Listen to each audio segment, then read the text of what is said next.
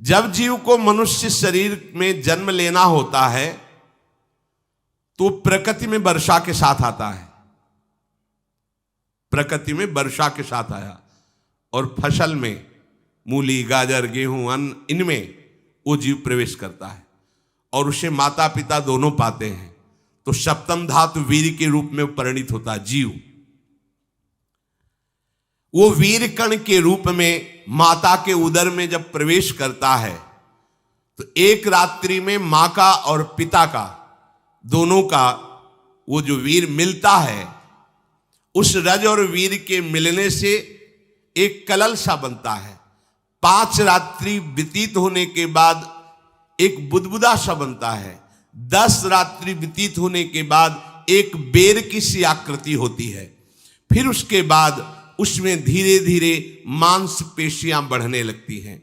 1 महीने में उसके सिर निकल आता है, 2 महीने में हाथ पांव अंगों का विभाग होता है, तीसरे महीने में नख, रोम, अस्थि, चर्म, स्त्री पुरुष के चिन्ह प्रकट हो जाते हैं, 4 महीने में मांसादि 7 धातुएं प्रकट हो जाती है, 5वें महीने में चेतना जागृत हो जाती है। जैसे अपने चेतना, ऐसे 5वें महीने में गर्भस्थ शिशु की चेतना जागृत हो गई।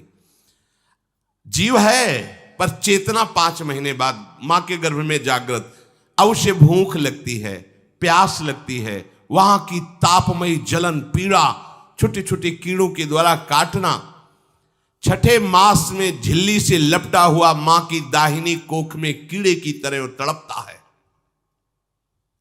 उस समय माता को कड़वे और खट्टे पानी की लालसा होती है, जिससे उसके अंगों में जाकर भयंकर जलन होती है। यह है भोग। वो कृमि कीड़े की तरह तड़पता है। मलमूत्र के गड्ढे में बीच में झिल्ली में बंधा हुआ वो जीवात्मा सुकुमार तो होता है, वहां के कीड़े उसे नोचते छोटे छोटे, वो तड़पता है।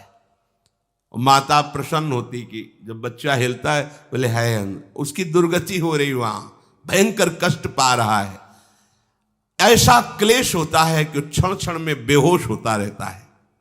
माता के खाए हुए कड़वे, तीखे, गरम, नमकीन, रूखे, खट्टे, यही पदार्थ पाने की इच्छा होती है माता, क्योंकि उसको भोग भोगना है। उसके कोमल शरीर में भयानक पीड़ा होती है जब माता ऐसे पदार्थ खाती है। गर्भाशय की झिल्ली में लिपटा हुआ, आंतों और मलमूत्र से घिरा हुआ सिर, पेट की और पीठ और गर्दन, एक कुंडलाकार ऐसे कंकण जैसा, ऐसी आकृति गर्भस्थ शिशु की होती है। पिंजड़े में बंद पक्षी के समान पराधीन, ना तो वो हिलडुल सकता है ना बोल सकता है, बड़ा असमर्थ दुख को भोग रहा है, चेतना पूरी है। इसी समय भगवान द्रवित होकर उसे ज्ञान देते हैं, गर्भस्थ शिशु को, सबको। जे उसे ज्ञान होता है तो सैकड़ों जन्म के कुकर्म उसे याद आते हैं, सैकड़ों जन्म के। ओहो, ये मेरे कर्म का ही फल है, मैंने ऐसे कर्म किए इसलिए दुख भोग रहा हूं। बेचैन हो जाता है, कैसे निपट पाऊंगा, सैकड़ों जन्म के कर्म जमा है। अब महान अशांति उसके हृदय में, उस शरीर में भयंकर पीड़ा। कुंडलाकार शरीर है, हिल भी नहीं सकता है, बस कीड़े काटते, बड़ी तड़पन, बड़ी जलन, भूख प्यास की जलन। अब एक और भयानक जलन हुई, उसे स्मरण हो जाता है कई जन्मों के, सैकड़ों जन्मों के पाप कर्मों का। 7वां महीना आरंभ हुआ कि ज्ञान का उन्मेष हो गया। अब प्रसूति वायु उसे चला रही है, तड़पता है वो। सप्त धातु में स्थूल शरीर से बंधा हुआ वो जीव भयभीत होकर के पुकारता है, अगर कोई भगवान है तो एक बार मुझे यहां से निकाल दे। वो विनय करता है भगवान से, कोई अगर भगवान है जिसने मुझे इस बंधन में डाला है, एक बार निकाल दे, यहां से जाके केवल भजन करूंगा। जीव कहता, जंतुरुवाच तस्योपशन्नमवितुम जगदिच्छयात् नाना तनोर्भुवि चलच्चरणारविंदम सोहम ब्रजामि शरणम रकुतो भयम में येने दृशी गतिरदर्श सतोनुरूपा। हे प्रभु, मैं बड़ा अधम हूं। ये ज्ञान भगवान की तरफ से गर्भस्थ शिशु को होता है। देखो, स्वयं वो इतना कष्ट पा रहा है, फिर जब आप गर्भ हत्या करते हैं तो आपका पाप कितना बड़ा होगा, सोचो। सब माताओं से विनय है, संयम से रहो, सावधान रहो। ये हत्या ऐसी नहीं कि तुम्हारे दान पुण्य से क्षमा हो जाएगी। ये जो भ्रूण हत्या है, गर्भ हत्या है, बहुत बड़ा पाप है। आप लोग अज्ञान के कारण इसको ध्यान नहीं देते, इसे खिलवाड़ समझते हो। कितना ज्ञान है। बेटी ही मां है, बेटी ही बहन है, बेटी ही पत्नी बनती है, बेटी ही किसी के जीवन को धारण करने वाली बनती है। और आपने गर्भ में देख लिया बेटी है, तुम स्वयं मां होकर उसका साथ दे रहे हो, उसका नष्ट करने के लिए। हमारी तो बात ही समझ में नहीं आती, क्या बुद्धि भ्रष्ट हो गई। अगर पुरुष का इतना महत्व है तो बेटियां ना हो तो तुम्हारी कौन सी गति होगी, सोचो जरा। जीना मुश्किल हो जाएगा तुम्हारा। तुम पुरुष किस काम के रह जाओगे। तुम्हारा अर्धांग काट दिया जाए तो तुम कैसे होगे। ये स्त्री स्वरूप अर्धांग है। जिस घर में मां बहन नहीं है, स्त्री स्वरूप नहीं, श्मशान जैसा वो होता है। ध्यान दीजिए, ये बहुत बड़ी गलती है जो अपनी बेटियों की हत्या करते हैं। और ये वो पाप है जो अक्षम्य अपराध है। स्त्री हत्या करना शास्त्रों में बहुत बड़ा पाप कहा गया है। फिर वो तो बच्चा है, बिल्कुल नहीं। जिनसे हो गया है, श्रीमद् भागवत का सप्ताह मूल संस्कृत से सुनो और भगवान से प्रायश्चित प्रार्थना करो कि हे नाथ, भूल से गलती हो गई, दूसरा कोई उपाय नहीं। ध्यान से समझ लीजिए, तुम्हारे भ्रूण हत्या, गर्भ हत्या के पाप को नष्ट करने में एकमात्र श्रीमद् भागवत समर्थ है, दूसरा कोई नहीं। कोई दान पुण्य तीर्थ स्नान तुम्हें क्षमा नहीं कर पाएगा। यह ऐसा महापाप है। अगर हृदय में जलन करके और मूल संस्कृत के द्वारा पूरी 7 दिन में भागवत श्रवण की जाए नियम से, तो भागवत समर्थ है, इस हत्या के पाप से भी आपको मुक्त कर देगी। जिनके ऐसे हत्या हो गई हो करवा लो, नहीं तो बुद्धि आगे भ्रष्ट करके तुम्हें हरि गुरु से विमुख कर देगा। ये पाप ऐसा नहीं कि तुम्हें 2-4 माला घुमाने से क्षमा हो जाएगा। ये महत अपराध है। सबकी समझ में नहीं आता, समझ जाओ, नहीं तो आप जहां भी हो वहीं से भ्रष्ट कर देगा। ये अपराध नष्ट नहीं होगा, श्रीमद् भागवत की कृपा से नष्ट हो जाएगा। यह हमें बहुत विश्वास है। श्रीमद् भागवत सप्ताह की यह है ही महामहिम। प्रेत योनि को प्राप्त धुंधकारी को सीधे भगवत पार्षद स्वरूप देकर परम पद में आरूढ़ कर दिया। केवल 7 दिन की मूल संस्कृत एक भी श्लोक नहीं छूटना चाहिए। अगर सप्ताहिकी का पारायण हो तो इस भ्रूण हत्या, गर्भ हत्या से भी निवृत्ति मिल जाए। अब वो जीव भगवान को पुकारता है, मैं बड़ा नीच अधम हूं। आहा, भगवान आपने जो मुझे गति दिखाई है तो मेरे कर्म के अनुसार ही है, आपका इसमें कोई दोष नहीं। हम लोग जब कष्ट भोगते तो भगवान से कहते हैं हमने तुम्हारा क्या बिगाड़ा। भगवान ने नहीं बिगाड़ा, तू खुद देख क्या बिगाड़ लिया अपना। करो पाप आचरण। अब देखो, हमने तो जीवन में कोई पाप नहीं किया और कितने गर्भ हत्या की है, कितनी खिलवाड़ समझे हो। ये बिल्कुल भयावह चीज है। आप लोगों को नहीं, हम बार बार इसीलिए कह रहे कि भयावह वस्तु है, तुम्हें बहुत ऊंचाई से घसीट के भ्रष्ट कर देगी। बहुत होश में हो, भूल के कभी ऐसा न करना जहां तक हमारी आवाज पहुंचे, जहां तक सुनाई दे। गर्भ हत्या मत करना, संयम से रहो। इस तरह का व्यवहार मत करो कि तुम्हारा मनुष्य जन्म ही व्यर्थ चला जाए। इसमें तीनों को बराबर दंड मिलेगा। गर्भ हत्या कराने वाला, गर्भ हत्या की प्रेरणा देने वाला और गर्भ हत्या में सहयोग देने वाला, जो औषधि डॉक्टर या जो भी, तीनों को दुर्गति होगी। माता, पिता, प्रेरक और कर्ता। ऐसा नहीं कि आप डॉक्टर हो तो आपको गर्भ हत्या करने का अधिकार नहीं। आप डॉक्टर हो दूसरे के शरीर को स्वस्थ करके निरोग करने के लिए, हत्या करने के लिए नहीं। कोई भी हमारा संविधान ऐसा आदेश नहीं करता कि आप गर्भ हत्या कर दो, ना भागवतिक और ना भारतीय संविधान। ऐसा संविधान आदेश नहीं करता। अब वो जीव कह रहा है कि प्रभु मेरे योग्य ही है आपने जो मुझे दंड दिया है। मैंने सुना है कि आपकी शरण में जो आता है आप उसकी रक्षा कर लेते हैं। आपकी जो शरण में हो जाता है वो इस भूमि पर, भारत भूमि पर, विश्व पर निर्भय विचरण करता है, कोई उसे भय नहीं प्रदान कर सकता। प्रभु मैं इस माता के उदर में माया का रहस्य न जानने के कारण ऐसे कर्म किए कि मैं आ गया हूं, बहुत दुख पा रहा हूं।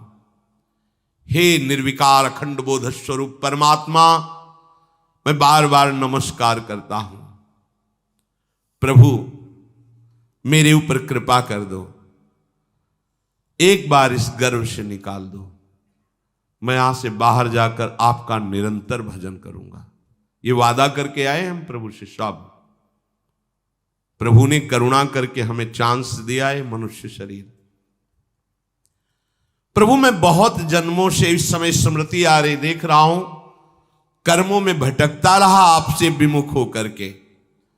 ये जो मुझे अभी ज्ञान हो रहा है केवल आपकी कृपा से तत्कालिक है, तत्कालिक।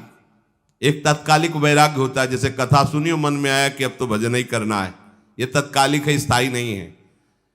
इसे स्थायी बनाओ। प्रभु आप अंतर्यामी हो, आप सब कुछ जान रहे हो। तीनों तापों की शांति के लिए भक्तजन आपका भजन करते हैं। मैं देहधारी होकर जीव माता के उदर में मलमूत्र से रुधिर की झिल्ली में फंसा हुआ माता की जठराग्नि के ताप से जल रहा हूं। प्रभु एक एक क्षण में यहां विकल होकर केवल इंतजार कर रहा हूं कि किस समय मुझे यहां से निकाला जाएगा। दीन बंधु यहां से कब मैं निकलूंगा। स्वामिन आप बड़े दयालु हो, आप जैसे उदार प्रभु ने मुझ गर्भस्थ शिशु को ये ज्ञान दिया। हे दीन बंधु आप अपनी कृपा से प्रसन्न हो जाइए। प्रभु एक बार निकाल दीजिए, मैं ऐसा भजन करूंगा कि दोबारा संसार के दुख में नहीं आऊंगा।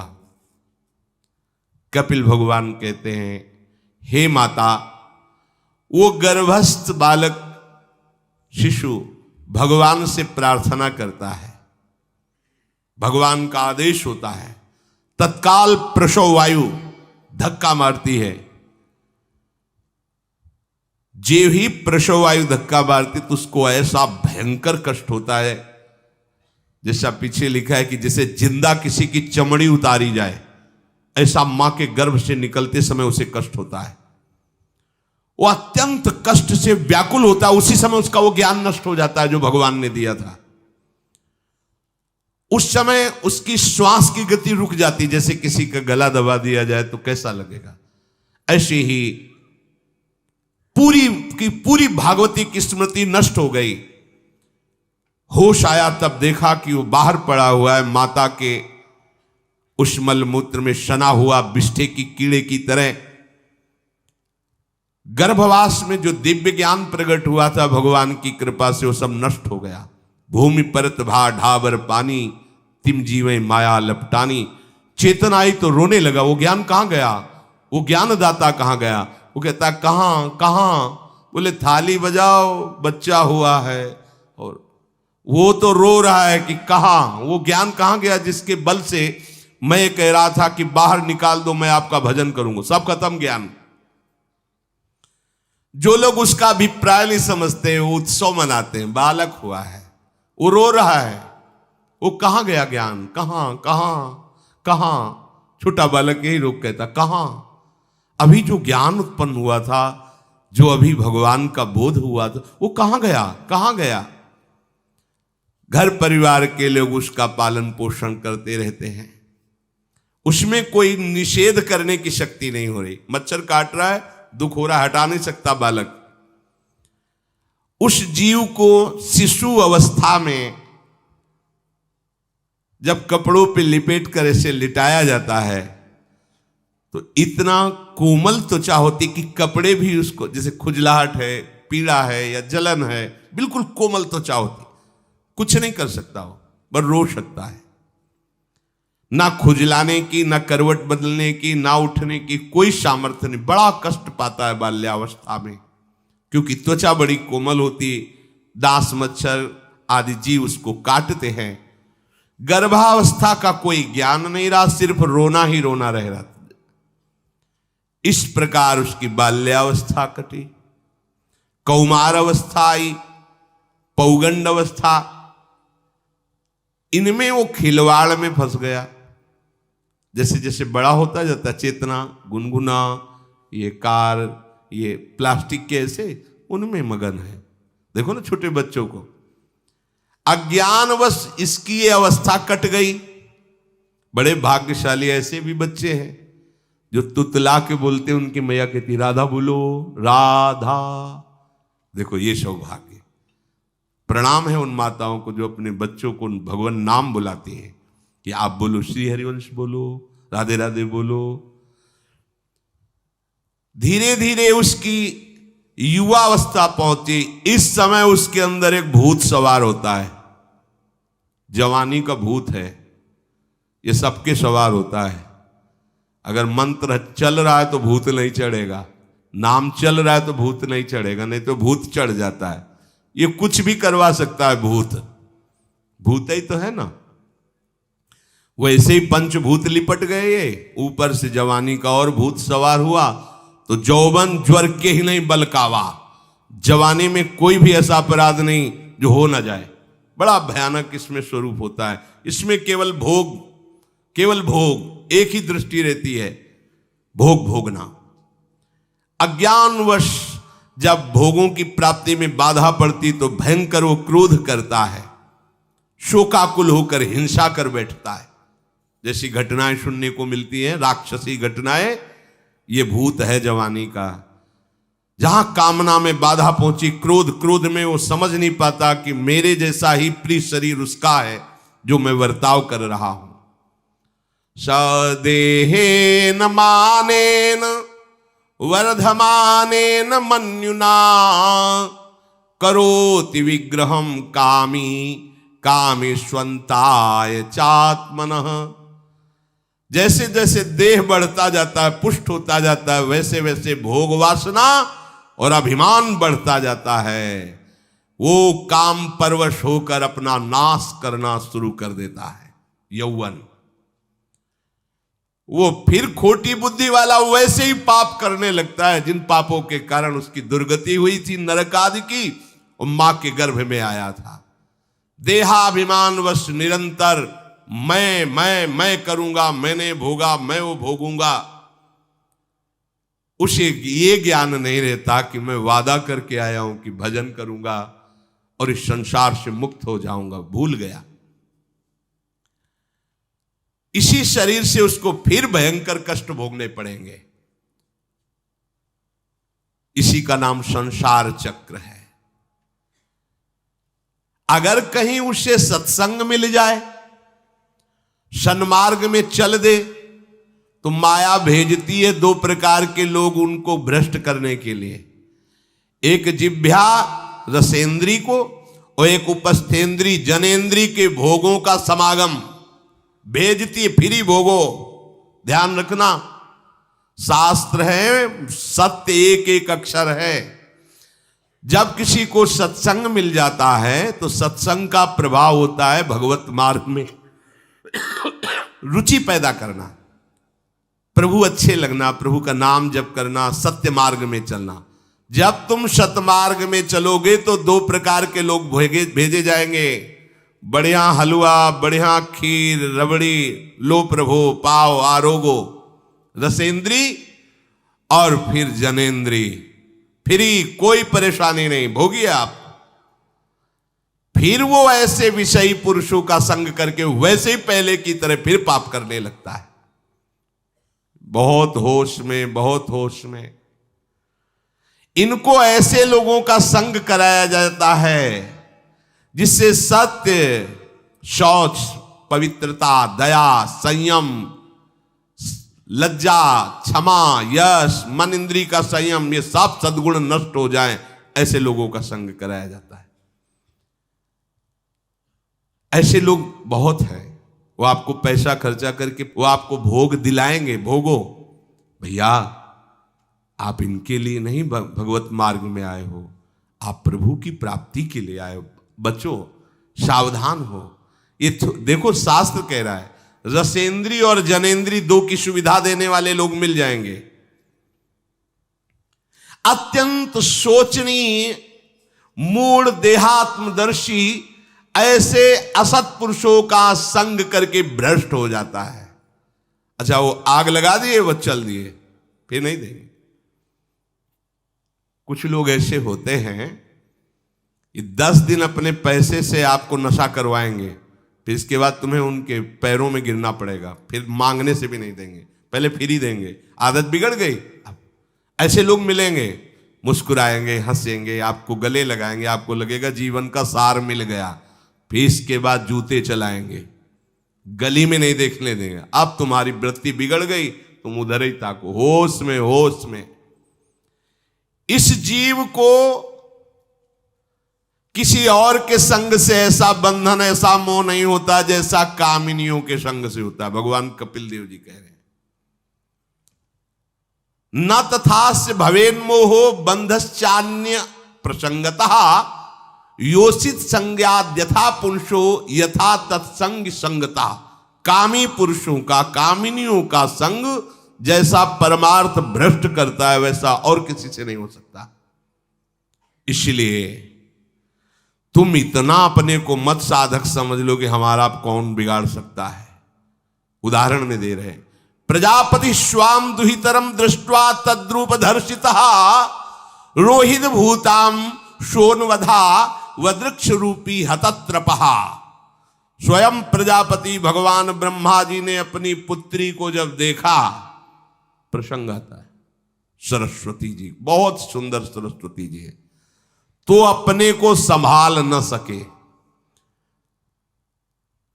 उनके रूप लावण्य और यौवन के स्वरूप को देखकर भगवान ब्रह्मा जी आकर्षित हो गए।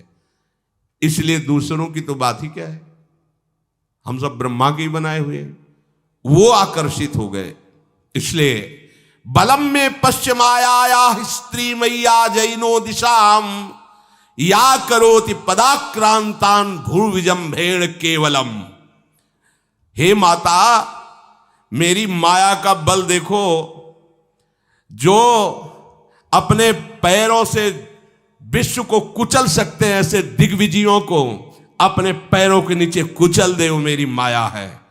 देखो, बलम में पश्चिमाया स्त्री मैया जैनो दिशाम, जो 10 दिशाओं पर विजय प्राप्त कर सकते, उनको भी घुटने टिकवा दे, ये मेरी माया है। संगम न कुर्यात् प्रमदा सुजातु योगस्य पारम परमारुरुक्षु मत्सेवया प्रतिलब्धात्म लाभो वदंति या निरय द्वारमस्य। श्री भगवान कह रहे हैं, अहो मेरी इस माया का बल देखो। इसलिए जो मेरे को प्राप्त करना चाहता है, योगारूढ़ होना चाहता है, भजन में आगे उन्नति चाहता है, उसे चाहिए जो तुम्हें भ्रष्ट करने के लिए इशारे करे, चाहे स्त्री हो चाहे पुरुष, तजिए ताहि कोटि बैरिशम यद्यप परम सने। वो मित्र नहीं, वो माया के द्वारा भेजा हुआ दूत है। चाहे कोई भी हो, होश में तुम समझते हो कि बाजी जीत गए, भाग्य खुल गए, तरस रहे थे भोगों के लिए, मिल गए भोग। अरे नारकी गतियों से बचने के लिए तुम्हें अवसर मिला था, फिर नरक जा रहे हो। तुम समझते हो कि इसको भोग ले तो सुखी हो जाए, उसको जो भोग रहा है वो समझता है उसको भोग ले तो सुखी हो, उसको वो पूरी सृष्टि इसी भ्रम में फंसी हुई है। होश में हो जाओ। जो परम पद चाहता है, भजन करना चाहता है, ठीक से मार्ग में चलना चाहता है, उसे शब्द भगवान के याद कर लेने चाहिए।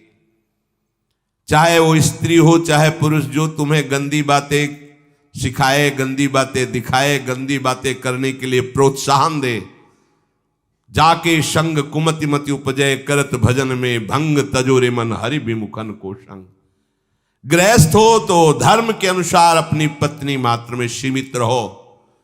ये उद्दंडता तुम्हारा नाश कर देगी। ये जो आज नई रीतियां चल रही हैं, ये भगवान ब्रह्मा जी ने अपने पुत्रों को बुलाया। चारों युग ये पुत्र हैं भगवान ब्रह्मा के, सतयुग, त्रेता, द्वापर, कलयुग। सतयुग से कहा भाई हमने रचा है नरक, तुम्हारा स्वभाव सत्य में स्थित होना है, इसलिए हमारी आज्ञा का पालन करो कि नरक खाली भी नहीं रहना चाहिए। तो उनका पिताश्री, जब हमारा स्वभाव आपने ही रचा है तो मेरे राज्य में कोई नरक जाए, भूल चूक से किसी को नरक नहीं जाने देंगे।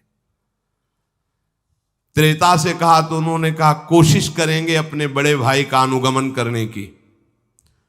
द्वापर से कहा तो उन्होंने कहा कोशिश करेंगे आपकी आज्ञा का पालन करने की। समझना।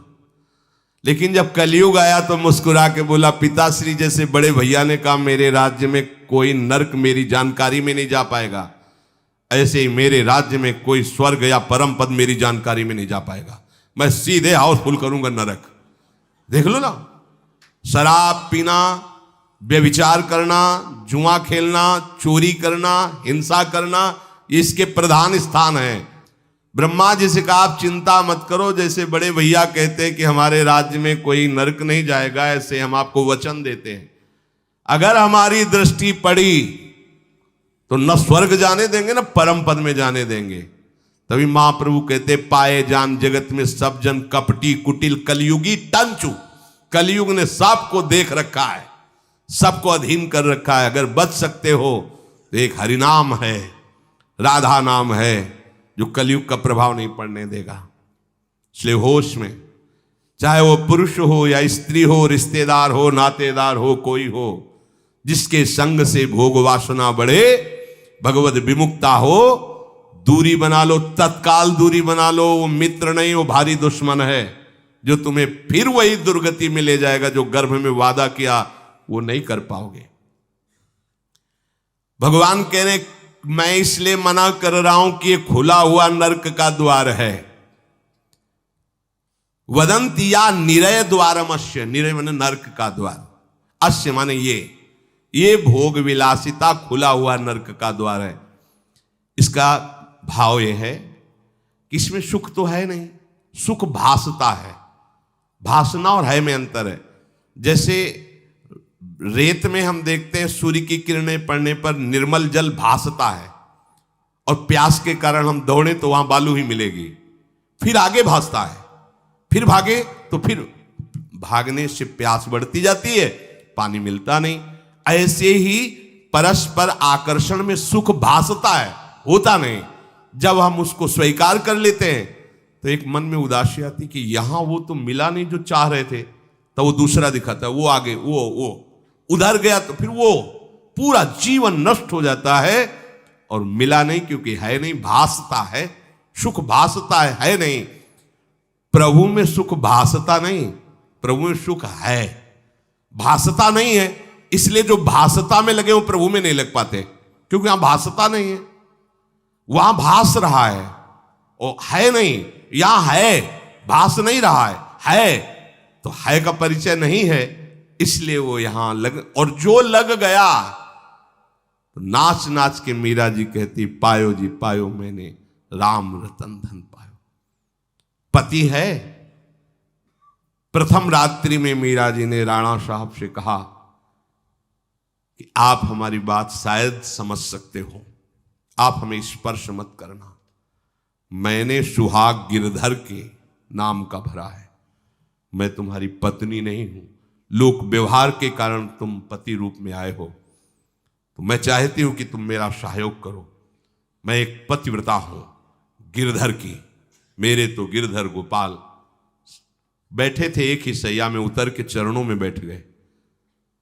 मीरा जी के चरण पकड़े के अहो भाग्य, मुझे ऐसे सौभाग्य मिला कि आपका पति होने का। एकांत में आप हमारी गुरु होंगी और समाज में आप पत्नी का स्वांग करेंगी, जिससे आपको विक्षेप नहीं पड़े। आजीवन निर्वाह किया, एकांत में गुरुवत मीरा जी के प्रति व्यवहार करते राणा साहब, और व्यवहार में मीरा जी पत्नी जैसा व्यवहार में बाहर, और अंतर में ऐसी सदगति हुई राणा की जो बड़े बड़े योगियों को दुर्लभ है। वो मीरा जी जीवन में कभी भी किसी भोग को स्वीकार नहीं किया।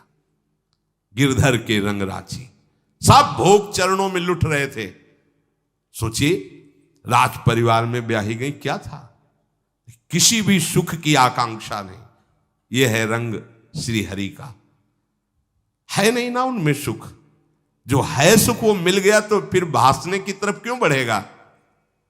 इसलिए ये जो मेरी माया है, ये मित्र बनकर पहले सेवा के बहाने से धीरे धीरे पास आती है।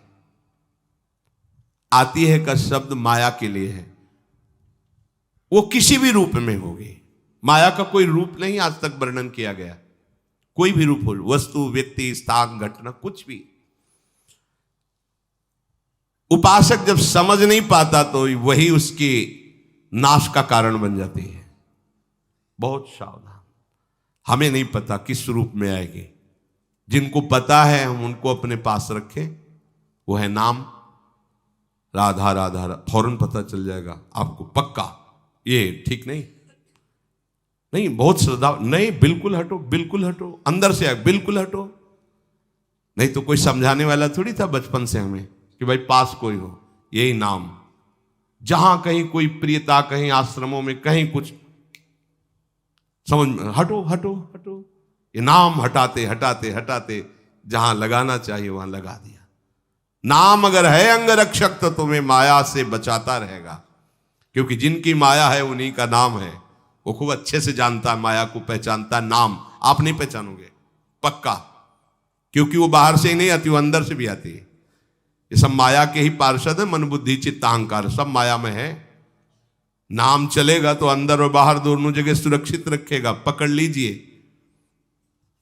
वो तिनके में ढके हुए कुएं के समान होती है।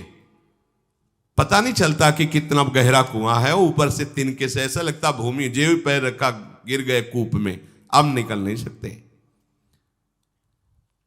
जब मेरी माया में आसक्त हो जाता है तो अंत समय फिर उसी माया का स्मरण आता है। वही सब मैं और मोर तोड़ते हैं। अब वो फिर उसी चिंता से फिर वही फंस गया, फिर वही दुर्गति प्रारंभ। तो हे माता, जो हरि से विमुख हैं उनका ये चक्र चलता रहता है। पुनरपि जननम पुनरपि मरणम पुनरपि जननी जठरे शयनम। इसलिए मुमुक्षु उपासक को चाहिए कि ना कोई भय स्वीकार करो, डरो मत माया से। देखो भगवान के वचन, ना किसी के सामने दीन हो। भक्ति की दैन्यता अलग है, विषयों की दीनता नहीं।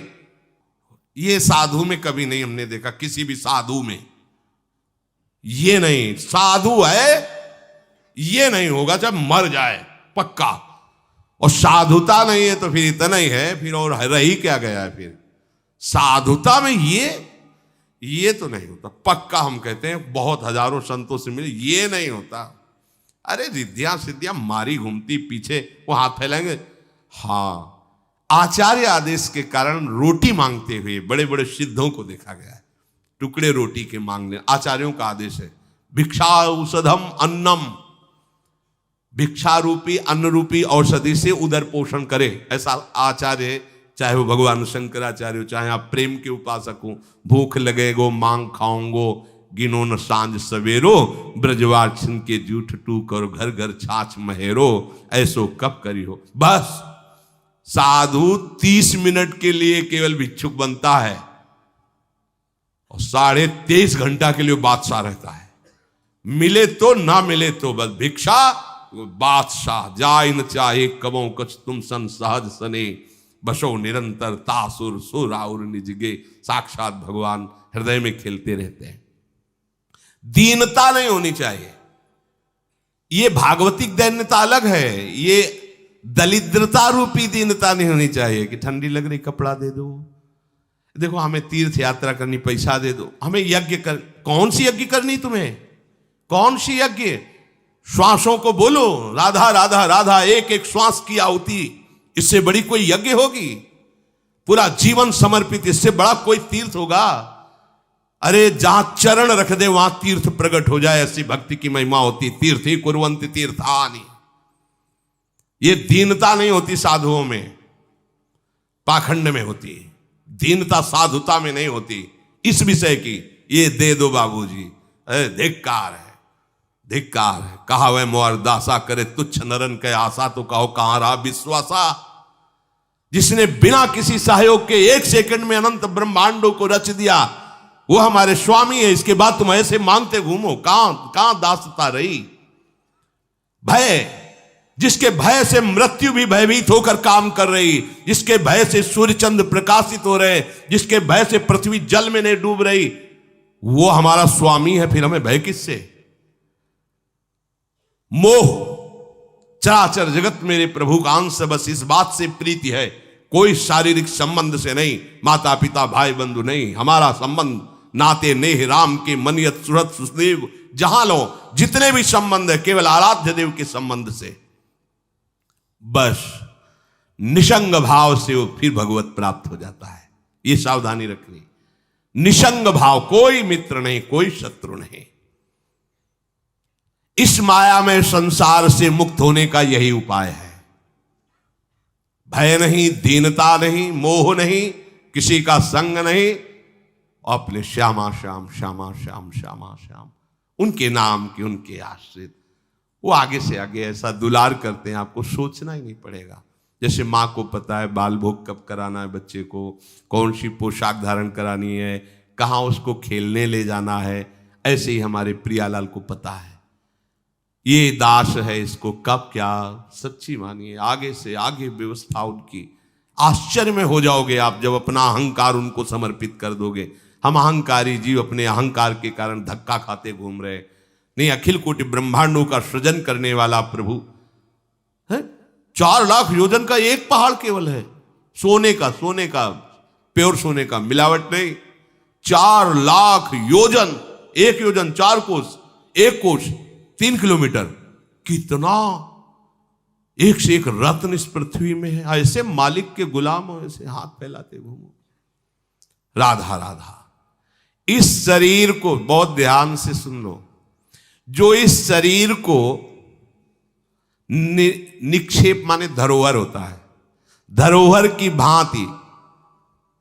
जैसे हम तुम्हें दे दें कि 500 रुपये रख लो, हमें जब काम लगेगा ले लेंगे, तो 500 रुपये रखे आपकी जेब में, लेकिन आप कभी उसे अपना नहीं मानेंगे।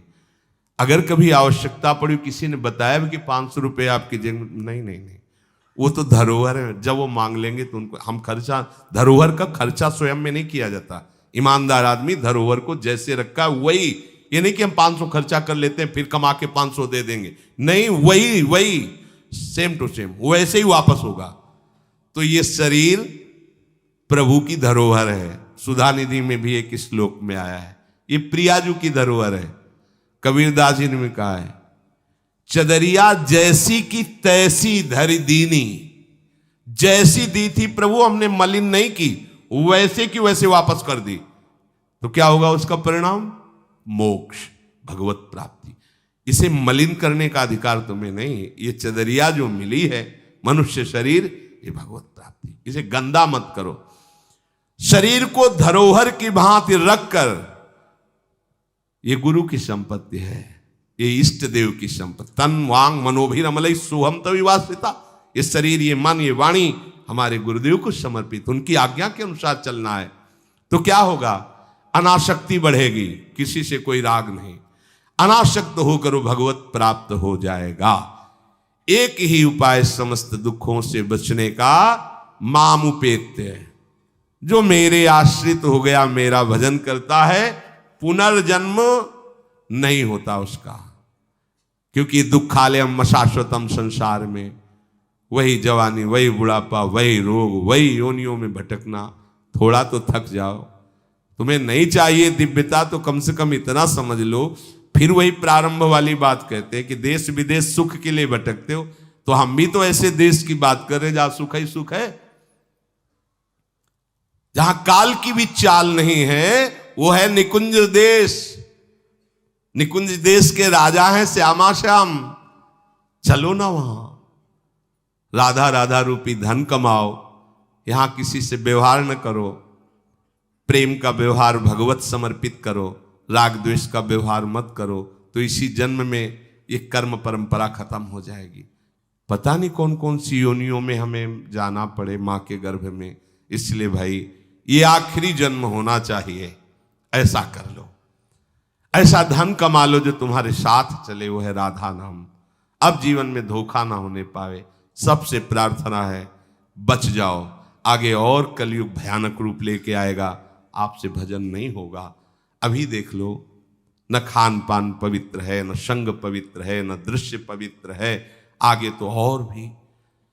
ये ऐसा समय पैदा करेगा कलयुग कि कोई राम कृष्ण हरि नाम सुनाई नहीं देगा।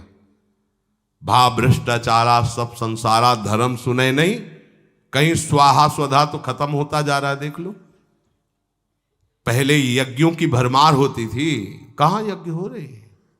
ऐसे ही अभी सत्संग सुनने को मिल रहा है। कितने जगह सत्संग होता है, भगवत प्राप्ति का कितनी जगह सत्संग होता है, खोज लो आप पूरे भारत में। कितनी जगह शुद्ध शास्त्र सम्मत भगवत मार्ग की बात मिलेगी। कितने नाम जापक रह गए हैं। वास्तविक आगे चल करके आपको सपोर्ट ही नहीं मिलेगा भक्ति का। जैसे अभी डरने लगे कि अगर तिलक लगा के जाएंगे तो ऑफिस वाले क्या कहेंगे, स्कूल में तो कंठी और तिलक ही नहीं धारण करने दिया जाता। बच्चे कहते हैं, घर में कहते हैं तुम सुहागवती हो, कंठी तो विधवा धारण करती हैं। कैसा दुर्बुद्धि घर वाले। और ठाकुर सेवा ये तो विधवाओं का काम हुआ। सच्ची सौभाग्यवती वही है जिसने ठाकुर सेवा स्वीकार कर ली। सच्चा मंगल सूत्र कंठी ही है जिसने हरि का पहन लिया। कैसी मंद बुद्धि है लोगों की। ऐसी मतलब सौभाग्यवती भी कंठी पहन सकती हैं, तो हमें लगता है इससे बड़ा दुर्भाग्य क्या होगा, हम इसे सौभाग्य मानेंगे। राम हरि कृष्ण बोल न पावे, कंठी न धारण करे, रज न धारण करे और उसे सौभाग्यवती, तो कौन सा सौभाग्य। मरण धर्मापति, कुछ दिन में वो भी मरेगा, फिर बनना क्या बनना, न भजन लायक रह जाओगे न संसार लायक रह जाओगे। प्रार्थना मान लो, थोड़ा कड़ुआ लगेगा लेकिन बहुत मीठा है परिणाम इसका। यत् अग्रे विस्मयो परिणामे अमृतोपमम। जिसमें शुरुआत विष जैसी लगे उसका परिणाम अमृत में होता है। खूब भजन करो और इसी जन्म में श्री जी को प्राप्त करो। श्री राधा वल्लभ लाल।